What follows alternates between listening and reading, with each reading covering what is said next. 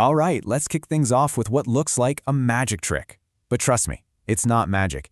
It's actually a key to understanding, well, pretty much everything in the universe. So picture this.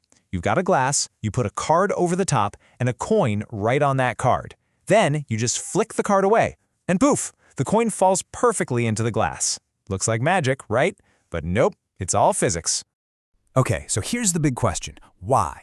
Why didn't the coin just fly off with the card? The answer has to do with something everything in the universe has in common. This fundamental resistance to change. You could almost call it a kind of cosmic laziness. And that cosmic laziness, it actually has a name. You've definitely heard it before, but maybe we haven't really unpacked what it means. It's called inertia. So, what is inertia? It's really just this. Objects like to keep doing whatever they're already doing. It's that simple. If something's not moving, it wants to stay not moving. And if it is moving, it wants to keep moving just like that. Same speed, same direction. Okay, let's bring it back to our coin trick. The coin falls because of inertia. See, it was just sitting there, perfectly happy at rest.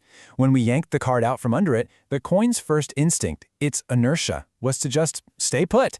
And with nothing to hold it up anymore, gravity just did its thing and pulled it straight down. You know, you feel this literally every day. Think about being on a bus or in a car. When it suddenly takes off, what happens? You get thrown back into your seat, right? That's your body wanting to stay at rest. And when the driver hits the brakes, you lurch forward because your body wants to keep moving. That's inertia right there. This whole idea is so fundamental that it got its own official name, Newton's first law of motion. It's this beautiful, simple concept. Things just keep on doing what they're doing, unless some outside force comes along and messes things up. Okay, so if everything has this built-in laziness, what does it take to overcome it? How do you actually make something change its motion? Well, the answer's pretty obvious, right? It takes a force. But how much force? That's the real question.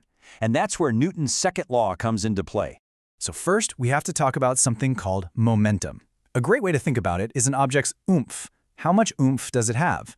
It's basically a combo of two things. Its mass, which is just how much stuff it's made of, and its velocity, how fast it's going. It's why a huge truck going 30 miles an hour has way more oomph than a little fly at the same speed. And Newton's second law basically says this: the force you need is directly tied to how much you want to change that oomph, or momentum. So if you want to change it a lot, or change it really fast, you're going to need a bigger force. It's a direct relationship. And believe it or not, this whole idea gets boiled down into one of the most famous equations in all of science. F equals ma. Force equals mass times acceleration. And get this, acceleration in physics doesn't just mean speeding up. It's any change in velocity. Slowing down, turning a corner, that's all acceleration. So this little equation, it's basically the recipe for changing motion. Here's a perfect real-world example. Ever wonder why a cricket player or a baseball catcher pulls their hand back when they catch a fastball? They're using Newton's second law. By pulling back, they increase the time it takes to stop the ball. And if you increase the time, you decrease the force. It's physics in action, and it's the difference between making the catch and breaking your hand. All right, so we know forces are what make things change. But think about this for a second. When you push on something, does it push back on you? The answer is always, every single time. And this brings us to our final piece of the puzzle, Newton's third law. This is the one you've probably heard a million times. For every action, there is an equal and opposite reaction. What it really means is that forces never exist alone. They always come in pairs.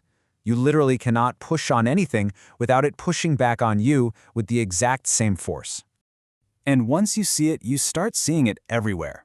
When you walk, you're pushing the ground backwards so it can push you forward.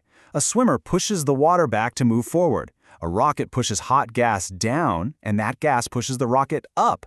Even a gun recoiling, that's the bullet pushing the gun backward. It happens every single time. So let's just recap. We have these three incredible laws: the law of inertia, the law of force and acceleration, and the law of action-reaction. Together, they basically write the rules for how everything in the universe moves. Let's boil it down. 1. Things like to keep doing what they're doing. That's inertia. 2. If you want to change that, you need a force. The bigger the change, the bigger the force. F equals ma. And 3. Every time you push, the universe pushes back. Action, reaction. That's it. Which brings us all the way back to the beginning, to our little coin trick. See, it wasn't magic at all. It was just a perfect little display of Newton's first law. The coin's inertia just wanted to keep it at rest, even when we pulled the rug, or, the card, out from under it.